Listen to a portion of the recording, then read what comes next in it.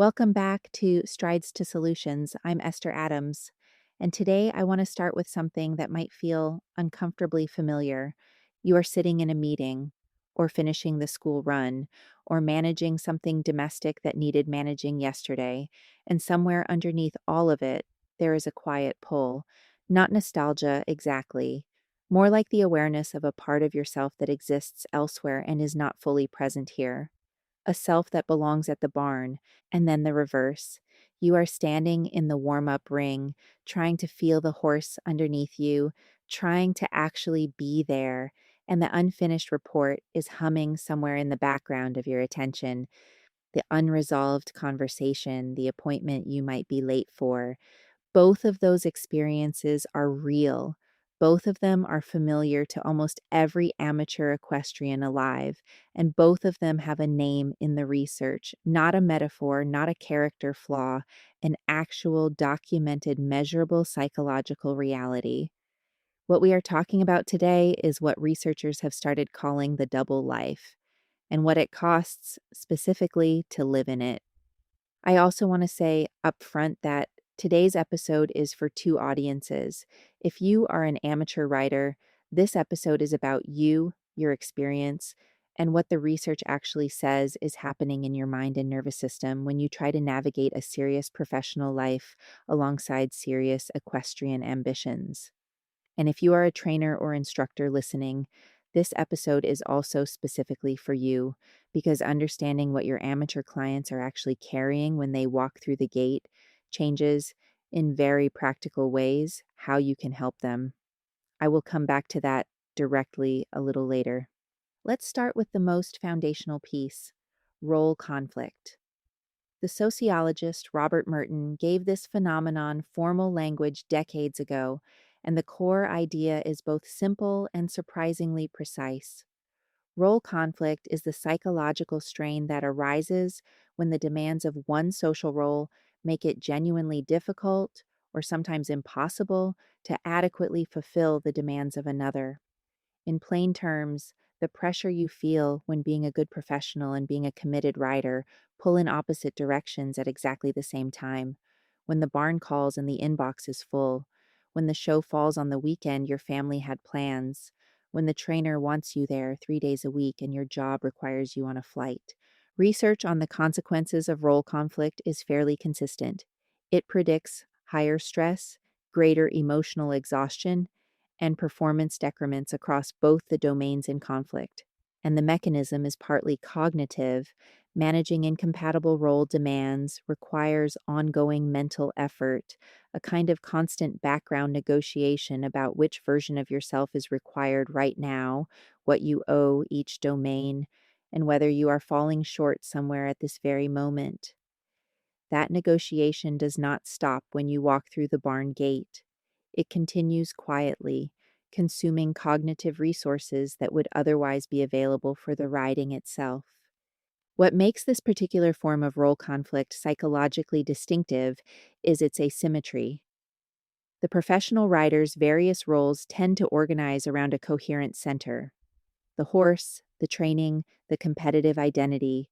Her barn time is not in competition with her vocation, it is her vocation. The amateur's roles don't align that way. Each domain has its own logic, its own schedule, its own community, and its own implicit expectations about whether you are showing up adequately. And research on role strain suggests that when a person cannot meet the expectations of multiple competing roles due to structural constraints rather than personal failing, the resulting pressure tends to be experienced as inadequacy rather than circumstance. The amateur who leaves the barn early to manage a work deadline doesn't usually feel like a person navigating a structural reality. She feels like someone who failed her horse. That subjective framing matters more than it might seem. The same objective situation, limited riding time caused by professional obligations, can be experienced as a structural reality to be managed or as evidence of personal inadequacy, depending entirely on the meaning system through which it is interpreted. That is worth sitting with for a moment. Now, I want to introduce a specific research finding that I think explains, with unusual precision, something most writers have experienced but never had language for. It comes from organizational psychology of all places. A researcher named Sophie Leroy described a phenomenon she calls attention residue.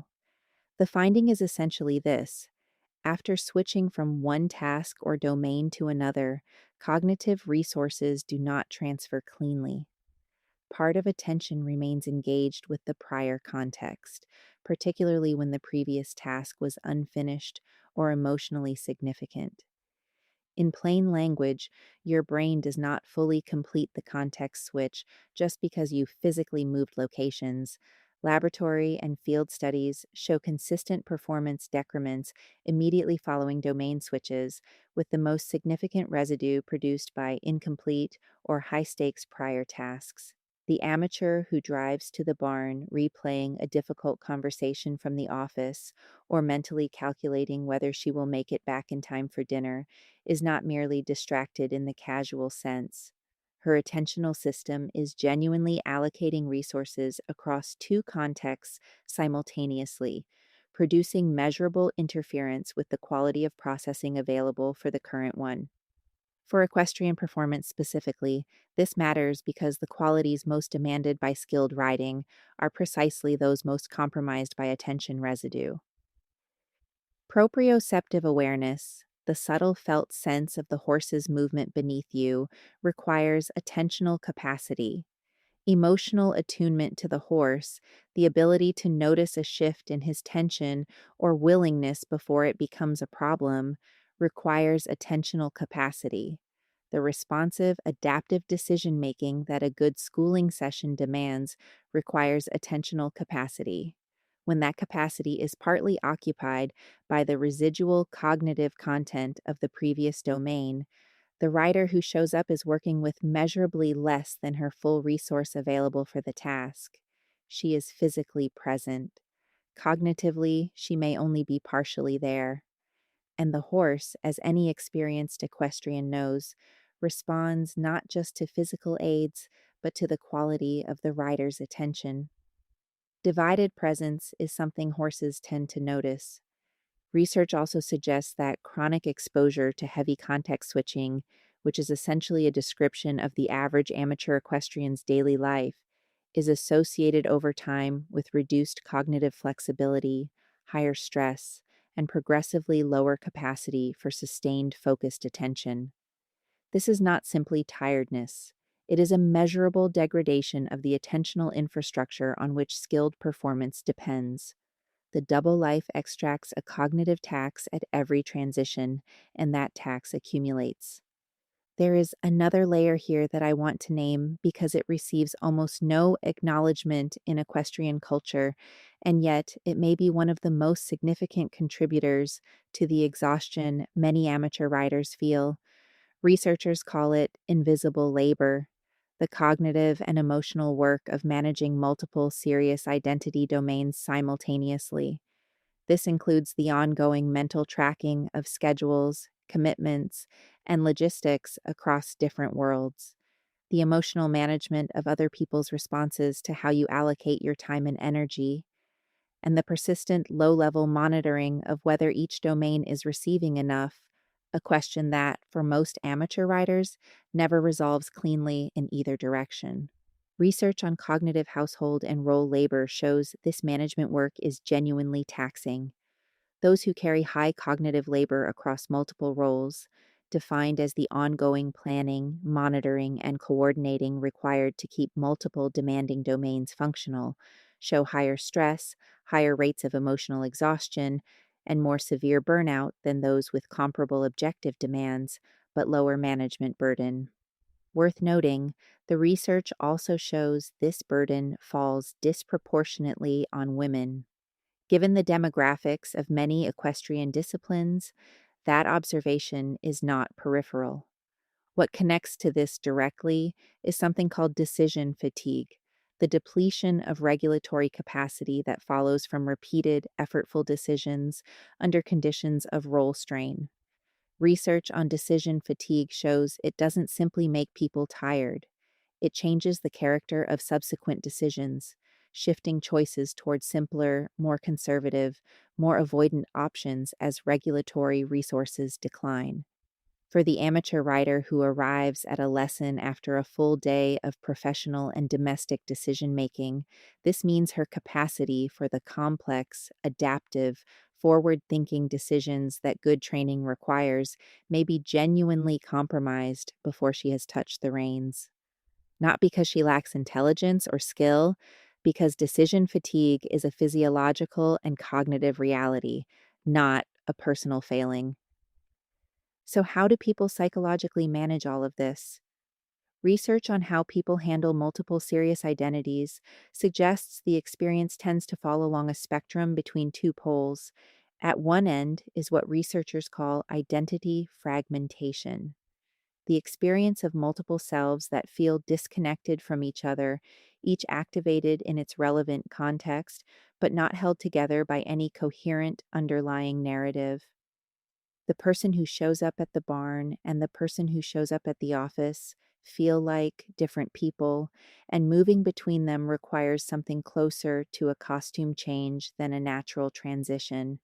At the other end is identity integration, the experience of multiple roles as expressions of a unified self, each one drawing on and reinforcing the same core values, the same fundamental character, even when the surface level demands differ significantly. Fragmentation is not simply the state of having separate roles. It is the experience that those roles require fundamentally different versions of you, and that living between them involves something exhausting and somewhat incoherent. Research shows it is associated with higher psychological distress, greater identity related anxiety, more severe role conflict, and, significantly, lower performance in each individual domain. When the identities feel incompatible, the cognitive cost of managing that incompatibility draws from the same finite pool of resources that each identity needs for its own performance. Integration, by contrast, involves what researchers describe as a coherent narrative that holds multiple roles within a unified self concept, not by erasing the differences between them, but by identifying the shared values and character traits that express themselves differently in different contexts. The person who is precise, patient, and committed to continuous improvement in her professional work is the same person who brings those qualities to her writing. The discipline she has developed managing competing demands professionally is the same discipline she brings to working through a difficult training problem. The integration doesn't require the roles to be similar. It requires a self that can hold them both without experiencing each as a threat to the other. Research consistently shows that integrated dual identities are associated with lower cognitive load, higher intrinsic motivation across both domains, greater resilience under pressure, and meaningfully better performance than fragmented ones. The mechanism is essentially cognitive resource liberation. When the two roles are understood as coherent rather than competing, the mental energy previously spent managing the incompatibility becomes available for the activities themselves. There is one more piece I want to cover because I think it may be the most quietly consuming of all. Researchers call it belongingness uncertainty. The unsettling sense that you may not be fully accepted or genuinely included in either of the communities that matter to you. Work colleagues who don't understand the passion or who register it as an expensive distraction quietly communicate that the equestrian identity is excessive or strange. Barn communities, whether through explicit comment or through implicit expectation, sometimes communicate that limited riding time and divided attention make you a marginal rather than central member. The result is the specific discomfort of someone who belongs nowhere completely, present in both worlds, fully claimed by neither. Research on the effects of belonging uncertainty is consistent. Lower perceived belonging predicts reduced motivation, lower achievement, and weaker persistence through difficulty, and the mechanism goes beyond motivation directly. Belonging uncertainty also consumes cognitive and emotional resources. The social monitoring required to navigate a community in which you feel your membership is conditional, constantly assessing whether you are doing enough, whether people are noting your absence, whether you truly belong here, draws from the same cognitive budget as every other demand on the amateur's attention. It is a cost that runs silently in the background, always. The good news, and there genuinely is good news in the research here, is that belonging uncertainty is not fixed. Studies show that small, targeted changes in how people interpret social cues, specifically learning to read ambiguous signals as reflecting normal uncertainty rather than specific personal exclusion, can produce durable improvements in engagement, performance, and persistence. The belonging problem is not a verdict, it is an interpretation, and interpretations can be deliberately shifted. Research on the path from managing the double life to actually inhabiting it points towards something called harmonization, not the same as merging your identities into one undifferentiated whole. Rather, the development of a broader self narrative within which both identities are understood as genuine, coherent expressions of the same fundamental person. The amateur who has harmonized her dual identity doesn't pretend her writing and her professional life are identical. She understands that both reflect the same core commitments, the same values around discipline and growth and precision and care, the same fundamental character showing up differently depending on context. Research identifies a few conditions that support this process. Autonomous motivation matters, meaning both identities are freely chosen and reflect genuine values rather than obligation. Relationships that validate both identities, rather than implicitly ranking one as more legitimate than the other, support integration significantly. And perhaps most practically, what researchers describe as the deliberate cognitive linking of roles, the active mental work of identifying how skills, values, and character traits actually transfer across domains, produces measurable movement toward harmonization. The patience required to work through a horse's resistance and the patience required to work through a complex professional problem are not merely analogous. They draw on the same psychological resource, built through the same developmental process, and strengthened by practice in either domain. Naming that connection explicitly is not a feel good exercise. According to the research, it is a mechanism of integration. Now, I want to come back to the trainers and instructors who are listening because I think this content has some very direct and practical implications for how you work with amateur clients. And I want to be specific rather than vague about it. The first thing worth understanding is that when an amateur rider seems distracted, inconsistent, or unable to reproduce in a lesson what she can clearly do on her own, the most likely explanation may not be technical at all. It may be that she is still partly in the previous domain, processing the day's unfinished business while also trying to feel the horse. Attention residue is a measurable cognitive reality, not a character weakness, which means the first few minutes of a lesson carry more psychological weight for an amateur client than most training structures account for. A brief transition, even just walking on a long rein while the rider is explicitly given permission to arrive rather than immediately required to perform, is not wasted time. It is working with how human attention actually transfers between demanding contexts rather than assuming it switches cleanly the moment someone walks through the gate. That small structural adjustment can meaningfully change the quality of everything that follows. The second implication is about decision fatigue, and it is worth being direct about. Your amateur client who arrives at a late afternoon lesson after a full professional day is arriving with a depleted regulatory system. The capacity for complex, forward thinking, adaptive decision making in the saddle, the very capacities that good training develops and requires, may be genuinely compromised before the warm up begins. This doesn't mean lowering expectations. It means being thoughtful about when, in a lesson, you introduce the most cognitively demanding material and recognizing that what looks like resistance or lack of focus may be a physiological reality rather than a motivational one. The third, and perhaps the most consequential, is about belonging. Equestrian communities that organize themselves around professional standards of commitment, even without meaning to, consistently communicate to riders whose lives are structured differently that they are marginal rather than central members. Your amateur client is picking this up, often through cues so subtle that neither of you could articulate them in the moment, and it costs her motivation, persistence, willingness to attempt things she might fail at in front of people whose opinion matters.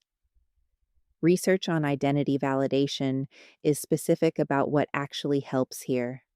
A trainer who explicitly names what the amateur brings, the focused intentionality that comes from someone who cannot afford to waste a session, the patience built through managing competing demands professionally, the problem solving acuity developed through years of working with limited time and resources is not offering consolation.